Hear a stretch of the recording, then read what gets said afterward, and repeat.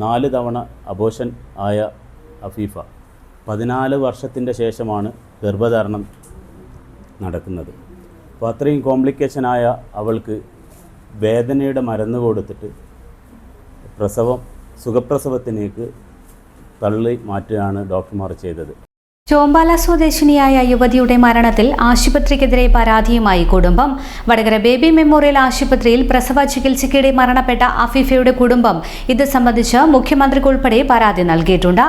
അഫീഫയുടെ കുടുംബത്തിന് നീതി തേടി ആക്ഷൻ കമ്മിറ്റിയും രൂപീകരിച്ചിട്ടുണ്ട്.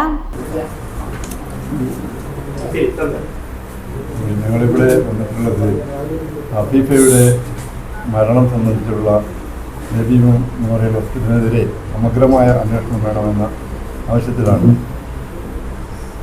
ഡോക്ടർ സജന ഉൾപ്പെടെയുള്ളവർക്കെതിരെ ഹോസ്പിറ്റൽ മാനേജ്മെൻറ്റിനെതിരെ ഇത്തരം നടപടികൾ സ്വീകരിക്കണമെന്നാണ് ആക്ഷൻ കമ്മിറ്റി ആവശ്യപ്പെടുന്നത്.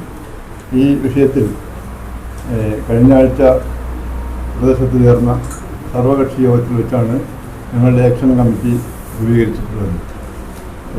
വടകരയിൽ അഴിയൂർ പഞ്ചായത്തിൽ കല്ലാമലയിലുള്ള ഒരു അഫീഫ എന്ന സ്ത്രീക്കുണ്ടായ 34 വയസ്സിൽ 14 വർഷത്തിന് ശേഷമുള്ള ഒരു ഗർഭധാരണത്തിനിടെയാണ് ഈ പ്രസവത്തിനിടെയാണ് ഈ മരണം ഉണ്ടായിട്ടുള്ളത്. അപ്പോൾ അതിൻ്റെ സമഗ്രമായ ഒരു അന്വേഷണം ഞങ്ങളെ സംബന്ധിച്ചിടത്തോളം ഇത് കൃത്യമായ ഒരു കൃത്യവിലോപവും അതുപോലെ ഗൗരവമില്ലാതെയും ചികിത്സാപ്പിഴവുമൊക്കെ നടന്നിട്ടുണ്ട് എന്നതാണ് ഞങ്ങളെ സംബന്ധിച്ചിടത്തോളം ഈ കാര്യത്തിൽ പറയാനുള്ളത്. ഇവരുടെ സഹോദരനായ അന്വേഷകർക്ക് കൂടുതൽ കാര്യങ്ങൾ സ്ഥിരീകരിക്കുന്നതായിരിക്കും. കഴിഞ്ഞ മാസം 18/7/2026 അഫീഫ മരണപ്പെട്ടത്.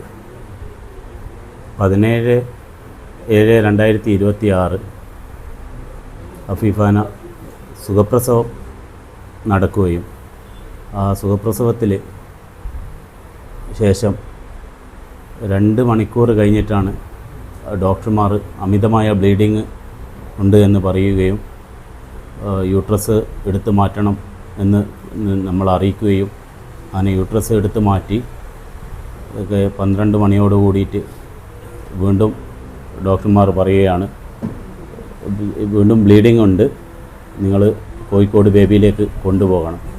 അങ്ങനെ പുലർച്ചയ്ക്ക് 4:30 മണിക്കാണ് കോഴിക്കോട് ബേബി മെമ്മോറിയൽ ഹോസ്പിറ്റലിലേക്ക് കൊണ്ടുപോവുകയും 6 മണിയോട് കൂടിയിട്ട് മരണം സംഭവിക്കുകയാണ് ചെയ്തത്. ഇതിൽ ഞങ്ങൾക്കുള്ള സംശയം എന്ന് പറഞ്ഞു കഴിഞ്ഞാൽ 16-ാം തീയതിയാണ് അവൾ ഡോക്ടറെ അടുത്ത് കാണിക്കാൻ പോകുന്നത്. 16/7/2026 16/7/2026 കാണിച്ച സമയത്ത് ഡോക്ടർ പറഞ്ഞു ചെറിയ ബ്ലീഡിങ് സ്പോട്ട് കാണുന്നുണ്ട്, അതുകൊണ്ട് വീട്ടിലേക്ക് പോകാൻ പറ്റില്ല, അഡ്മിറ്റ് ആകണം. അങ്ങനെ മുമ്പ് 4 തവണ അബോർഷൻ ആയ അഫീഫ 14 വർഷത്തിൻ്റെ ശേഷമാണ് ഗർഭധാരണം നടക്കുന്നത്. അപ്പോൾ അത്രയും കോംപ്ലിക്കേഷനായ അവൾക്ക് വേദനയുടെ മരുന്ന് കൊടുത്തിട്ട് സുഖപ്രസവത്തിലേക്ക് തള്ളി മാറ്റുകയാണ് ഡോക്ടർമാർ ചെയ്തത്. അത് ശരിക്ക് സിസേറിയനിലൂടെ എടുക്കാമായിരുന്നെങ്കിലും അവർ സുഖപ്രസവം 2 പ്രാവശ്യം വേദനയുടെ മരുന്ന് കൊടുത്ത് അങ്ങനെ യൂട്രസ് തുറക്കുന്നുണ്ട്, സുഖപ്രസവം നടക്കുമെന്ന് കുടുംബമായ നമ്മളോട് ഡോക്ടർമാർ അറിയിച്ച പ്രകാരം 5:25 കൂടിയിട്ട് അവൾ സുഖപ്രസവം നടന്ന് അത് വക്കം ചെയ്തിട്ടാണ് കുട്ടീനെ പുറത്തെടുക്കുകയും ചെയ്യുന്നത്. അതിൻ്റെ ശേഷം കുടുംബക്കാർക്ക് ആർക്കും അഫീഫാനെ കാണാനുള്ള ഒരു ഇവർ ഡോക്ടർ ഭാഗത്തുനിന്ന് ഹോസ്പിറ്റലിൻ്റെ മാനേജ്മെൻറ്റിൻ്റെ ഭാഗത്തുനിന്നും ഇതുണ്ടായിട്ടില്ല അഫീഫാനെ കാണാനുള്ള. അപ്പോൾ 2 മണിക്കൂർ കഴിഞ്ഞതിൻ്റെ ശേഷമാണ് ബ്ലീഡിങ്, അമിതമായ രക്തസ്രാവം നടക്കുന്നുണ്ട്. പക്ഷേങ്കിൽ ഡോക്ടർ വാർഡിലില്ല. ഡോക്ടർ എവിടെയാണ് ഉള്ളത്? OPയിൽ മറ്റുള്ള രോഗികളെ ചികിത്സിക്കേണ്ടിയിട്ട് വാർഡിൽ നിന്ന് മാറി. അങ്ങനെ 2 മണിക്കൂർ കഴിഞ്ഞതിൻ്റെ ശേഷം ഡോക്ടർ തിരിച്ചു വന്ന സമയത്താണ് നമ്മൾ കാണുന്നത് അഫീഫാൻ്റെ കളറ് മാറി ഒരു നീല കളറായിട്ടാണുള്ളത്. അപ്പോൾ അപ്പോഴത്തേക്കും അമിതമായ രക്തസ്രാവം പോയിട്ട് അവൾ മരണത്തോട് അടുക്കുന്ന ഒരു സമയത്താണ് നമ്മളോട് പറയുന്നത് പെട്ടെന്ന് തന്നെ യൂട്രസ് റിമൂവ് ചെയ്യണം, കാരണം അത്രയും ക്രിട്ടിക്കലാണ്. അപ്പോൾ ആ 2 മണിക്കൂറാണ് അവർ പാഴാക്കി കളഞ്ഞത്. അതെല്ലാം നമ്മളോട് ഇത് മുമ്പേ അറിയിച്ചിട്ടുണ്ടെങ്കിൽ നമ്മൾ വിദഗ്ധ ചികിത്സയ്ക്ക് വേണ്ടിയിട്ട് കോഴിക്കോടോ അതല്ല കണ്ണൂരോ എവിടെയെങ്കിലും ഷിഫ്റ്റ് ചെയ്യാമായിരുന്നു.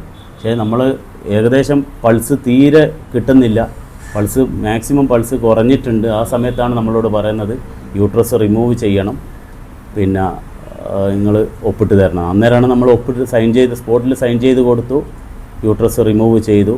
പിന്നെ നമുക്ക് അവളെ ചേതനയേറ്റ ശരീരമാണ് നമുക്ക് കിട്ടിയത്.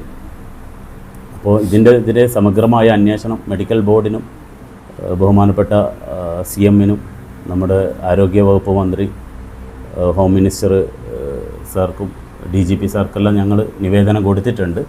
അവർ സമഗ്രമായ അന്വേഷണം ഇതിനെതിരെ വേണം എന്നാണ് നമ്മൾക്ക് കുടുംബം എന്നുള്ള രീതിയിൽ നമുക്ക് പറയാനുള്ളത്. ഈ ആദ്യ നടപടി എന്ന നിലയിൽ കഴിഞ്ഞ ആഴ്ച തിരുവനന്തപുരത്ത് പോയി ഞങ്ങൾ ആഭ്യന്തരമന്ത്രിക്കും ആരോഗ്യമന്ത്രിക്കും മുഖ്യമന്ത്രിക്കും നിവേദനങ്ങൾ നൽകിയിട്ടുണ്ട്.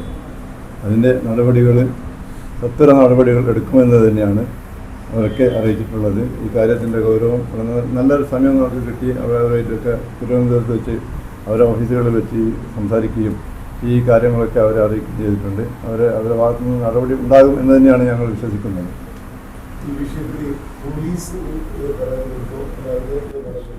പോലീസിൽ പരാതി കൊടുത്തിട്ടുണ്ട്. പോലീസ് അന്വേഷണത്തിൻ്റെ ഭാഗമായിട്ട് വീട്ടിൽ വന്നിട്ട് മൊഴിയെടുത്തിട്ടുണ്ട്. ഒരു സാധാരണ മരണം എന്നുള്ള അസ്വാഭാവിക മരണം എന്നുള്ള രീതിയിലാണ് FIR ഇട്ടത്. പിന്നെ ഇപ്പോൾ ഈ പോസ്റ്റ്മോർട്ടം റിപ്പോർട്ട് കാര്യങ്ങൾ വന്നതിൻ്റെ ശേഷമാണ് പുതിയ വകുപ്പുകൾ ചേർക്കാൻ പറ്റുമെന്നാണ് പോലീസുകാർ പറഞ്ഞത്.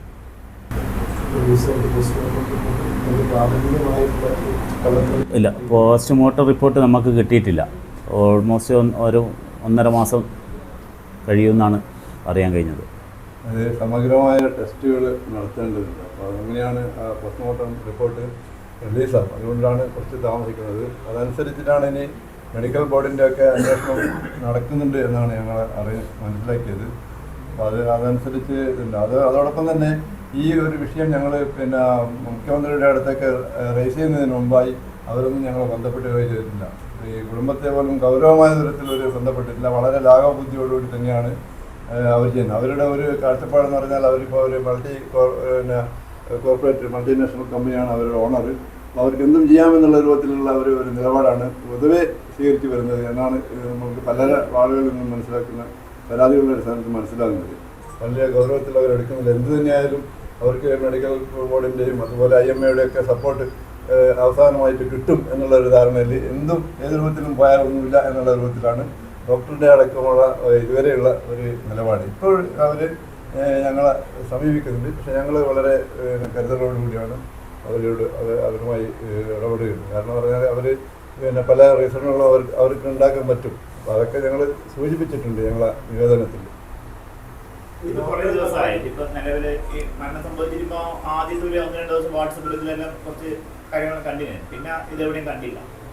പിന്നെ ഞങ്ങൾ കഴിഞ്ഞ ആഴ്ചയാണ് ഇതിൻ്റെ ആക്ഷൻ കമ്മിറ്റി ഉണ്ടാക്കിയത്.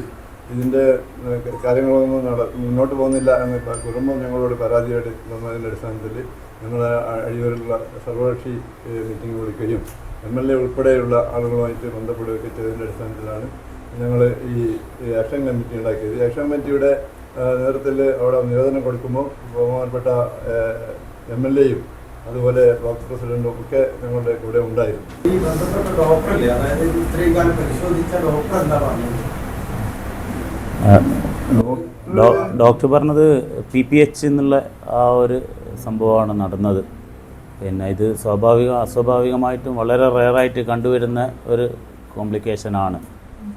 പക്ഷേ ഡോക്ടർ ഭാഗത്തു നിന്നുള്ള അനാസ്ഥ എന്ന് പറയുന്നത്, ഡോക്ടർ പ്രസവം കഴിഞ്ഞു, ഡോക്ടർ ലേബർ റൂമിൽ നിൽക്കാതെ അടുത്ത പേഷ്യൻറ്റിനെ നോക്കേണ്ടിയിട്ട് OP റൂമിലാണ് ഉള്ളത്. അപ്പോൾ ഇവിടെ അഫീഫാൻ്റെ അടുത്ത് ആരും അവിടെ സിസ്റ്റർമാർ മാത്രമേ ഉണ്ടായിരുന്നു. പിന്നെ അതേ അമിതമായ രക്തസ്രാവം വന്ന് 2 മണിക്കൂർ കഴിഞ്ഞതിൻ്റെ ശേഷമാണ് ഡോക്ടർ യൂട്രസ് റിമൂവ് ചെയ്യണമെന്ന് ഉള്ള ഒരു പുതിയ ഇതുമായിട്ട് വന്നത്. അപ്പോൾ ആ മെയിൻ കൊടുക്കേണ്ട ട്രീറ്റ്മെൻറ്റ് ആ സമയം 2 മണിക്കൂർ അവർ പാഴാക്കി. നമ്മുടെ മെയിൻ ഒരു അതാണ് ആ മെയിൻ ഒരു ജീവൻ രക്ഷ. അതെ അവിടെ അമിതമായ രക്തസ്രാവം ഉണ്ടാകുന്ന ഒരു പ്രശ്നമാണ്. അപ്പോൾ അത് സാധാരണ വന്നു കഴിഞ്ഞാൽ പിന്നെ അത്രയും കോംപ്ലിക്കേഷൻ ഉള്ളത് അന്നേരം തന്നെ അവർ വേറെ ഹോസ്പിറ്റലിലേക്ക് ഷിഫ്റ്റ് ചെയ്യേണ്ടതായിരുന്നു. ഷിഫ്റ്റ് ചെയ്യേണ്ട യൂട്രസ് അവിടെ അന്നേരം തന്നെ എടുത്തു മാറ്റണം. അരമണിക്കൂർ കൊണ്ട് ചെയ്യേണ്ട ഒരു പ്രക്രിയയാണ് യൂട്രസ് റിമൂവ് ചെയ്യുക എന്നുള്ളത്. അപ്പോൾ അത് അവർ 2 മണിക്കൂർ കഴിഞ്ഞതിൻ്റെ ശേഷമാണ് യൂട്രസ് റിമൂവ് ചെയ്യണം എന്നുള്ള ഇതുമായിട്ട് മുന്നോട്ട് വന്നത്. 2 മണിക്കൂർ കഴിഞ്ഞിട്ട് ആ സമയത്ത് തന്നെ അവിടെ പൾസ് റേറ്റ് കുറഞ്ഞ് മരണത്തിലേക്ക് മാക്സിമം ബ്ലഡ് പോയിട്ടുണ്ട്. കുട്ടി സുഖമായിട്ട് വീട്ടിലിരിക്കുന്നുണ്ട്. രണ്ടാമത്തെ 14 വർഷത്തിന് മുമ്പാണ് മൂത്ത കുട്ടി ഉണ്ടായിരുന്നത്. അതുപോലെ ഈ ഓപ്ഷൻ അല്ല, വടകര എന്നാണ് ട്രീറ്റ്മെൻറ്റ്. കോഴിക്കോടിലേക്കാണ് അവർ ഷിഫ്റ്റ് ചെയ്തത്. പുലർച്ചയ്ക്ക് 4:30 മണി. ഒരു ഓപ്ഷനിലാണ് അവർ കോഴിക്കോട് അത് 2:30 മണിക്കാണ് നമ്മളോട് അറിയിക്കുന്നത് ഇങ്ങനെ കോഴിക്കോടേക്ക് ഷിഫ്റ്റ് ചെയ്യണമെന്ന് പറഞ്ഞിട്ട്. എന്നിട്ട് ഇവിടുന്ന് ഷിഫ്റ്റ് ചെയ്യുന്നത് 4:30 മണിക്കാണ്. 2 മണിക്കൂർ കഴിഞ്ഞതിന് ശേഷമാണ് കോഴിക്കോടേക്ക് തന്നെ ഷിഫ്റ്റ് ചെയ്യുന്നത്. അവിടെ എത്തിയിട്ട് അവിടെ എത്തി 6 മണിയോട് കൂടിയിട്ടാണ് മരണം നമ്മളോട് സ്ഥിരീകരിക്കുന്നത്.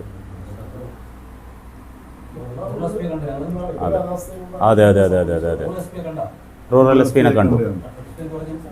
SPI സമഗ്രമായ അന്വേഷണം നമുക്ക് നടത്താമെന്നുള്ള ഒരു ഉറപ്പ് തന്നിട്ടുണ്ട്. പോലീസിൻ്റെ ഭാഗത്ത് നിന്ന് വേണ്ടത്ര ഇത് കണ്ടിട്ടില്ല.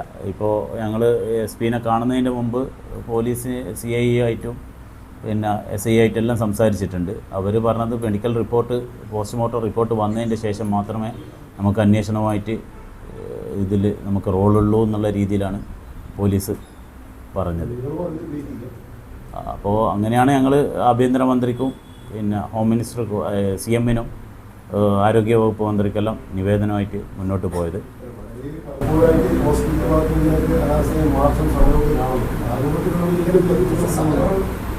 സമരങ്ങളെല്ലാം ആക്ഷൻ കമ്മിറ്റിയാണ്. ഞങ്ങളിപ്പോൾ ഈ അടുത്ത ദിവസങ്ങളിൽ ഞങ്ങൾ തീരുമാനിക്കും. ഇപ്പം ഞങ്ങൾ ഇന്ന് പത്രസമ്മേളനം വിളിച്ചതിന് ശേഷം ഇനി എന്തെല്ലാമാണ് ഇപ്പോൾ ഞങ്ങൾ മനസ്സിലാക്കിയത്, മെഡിക്കൽ ബോർഡിൻ്റെ ഒരു എൻക്വയറി നടക്കുന്നുണ്ടെന്നുള്ളൊരു സൂചന ഞങ്ങൾക്ക് ലഭിച്ചിട്ടുണ്ട്.